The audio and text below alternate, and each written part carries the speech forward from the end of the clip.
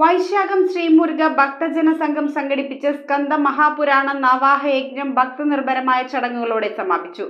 ഇതോടനുബന്ധിച്ച് നടന്ന സാംസ്കാരിക സമ്മേളനം വൈശാഖം ശ്രീമുരുക ഭക്തജന സംഘം സംയോജകൻ ജയകൃഷ്ണൻ എസ് വാര്യർ ഉദ്ഘാടനം ചെയ്തു. സുബ്രഹ്മണ്യ ഹോമത്തോടെയാണ് വൈശാഖം ശ്രീമുരുക ഭക്തജന സംഘം സംഘടിപ്പിച്ച സ്കന്ദ മഹാപുരാണ നവാഹ യജ്ഞം സമാപിച്ചത്. നിരവധി സുബ്രഹ്മണ്യ ക്ഷേത്രങ്ങൾ, കുടുംബക്ഷേത്രങ്ങൾ, പതികൾ എന്നിവർ ചടങ്ങിൽ പങ്കെടുത്ത് ദോഷനിവാരണം നടത്തി. ഇതോടനുബന്ധിച്ച് നടന്ന സാംസ്കാരിക സമ്മേളനം വൈശാഖം ശ്രീമുരുക ഭക്തജന സംഘം സംയോജകൻ ജയകൃഷ്ണൻ എസ് വാര്യർ ഉദ്ഘാടനം ചെയ്തു. വേദിയിൽ വെച്ച് വിവിധ കാവടി സംഘങ്ങൾ, മേളക്കാർ, മന്നം ശ്രീ സുബ്രഹ്മണ്യ സ്വാമി ക്ഷേത്രത്തിലെ മേൽശാന്തി, മുൻ മേൽശാന്തിമാർ, കഴകക്കാർ, ക്ഷേത്ര കമ്മിറ്റി ഭാരവാഹികൾ എന്നിവരെ ആദരിച്ചു.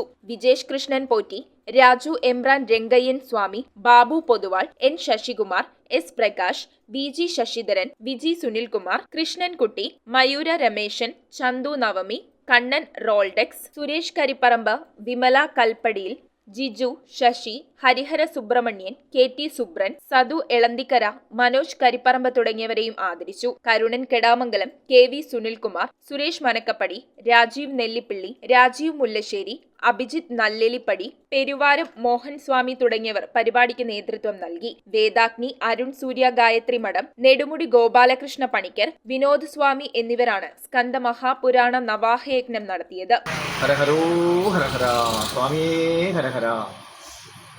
കഴിഞ്ഞ 10 ദിവസമായി നടന്നു വരുന്ന സ്കന്ദ മഹാപുരാണ നവാഹയജ്ഞം ഇന്നിവിടെ സമാപിക്കുകയാണ്.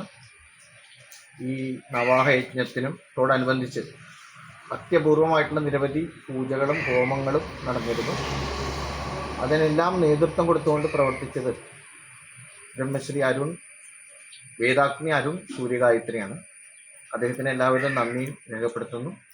അദ്ദേഹം വളരെ കേരളത്തിലെ അപൂർവങ്ങളായിട്ടുള്ള പല നിരവധിയായ യാഗങ്ങളും ഹോമങ്ങളും നടത്തിയിട്ടുള്ള വ്യക്തിയാണ്. കേരളത്തിൽ തന്നെ സുബ്രഹ്മണ്യ യാഗത്തിൽ ആദ്യമായിട്ട് നടന്ന സമയത്ത് അതിൽ പങ്കെടുത്തിട്ടുണ്ട്. ആഞ്ജനേയ യാഗങ്ങൾ നടത്തിയിട്ടുണ്ട്. അപ്പോൾ അദ്ദേഹത്തിന് എല്ലാവിധ നന്ദിയും അദ്ദേഹത്തോടും കടപ്പാടും അറിയിക്കുന്നു. പിന്നെ പരിമിതപ്രജ്ഞനായിട്ടുള്ള ഭാഗവത ആചാര്യനും ജ്ഞാനിയുമായിട്ടുള്ള നെടുമുടി ഗോപാലകൃഷ്ണ പണിക്കരാണ് മറ്റൊരു കൂടെ വായിച്ചിട്ടുണ്ടായിരുന്നത്. ഈ 81,000 ശ്ലോകങ്ങളുള്ള സ്കന്ദപുരാണം, മഹാപുരാണം എന്നാണ് ഇതിന് പറയുന്നത്. സ്കന്ദ മഹാപുരാണം വായിച്ചു തീർക്കാന്നുള്ള അത്ര എളുപ്പമുള്ള കാര്യമല്ല. അത് ഭംഗിയായിട്ടും വൃത്തിയായിട്ടും ചുറ്റുവട്ടത്തുള്ള എല്ലാ ആൾക്കാരും കേൾക്കാമെന്നവരെല്ലാം പറഞ്ഞു വളരെ ക്ലാരിറ്റിയോടുകൂടി വായിക്കാൻ സാധിച്ചു. വളരെ ശുദ്ധതയുണ്ടായിരുന്നു. അതിന് അദ്ദേഹത്തിന് പ്രത്യേകമായിട്ടുള്ള നന്ദി അറിയിക്കുന്നു.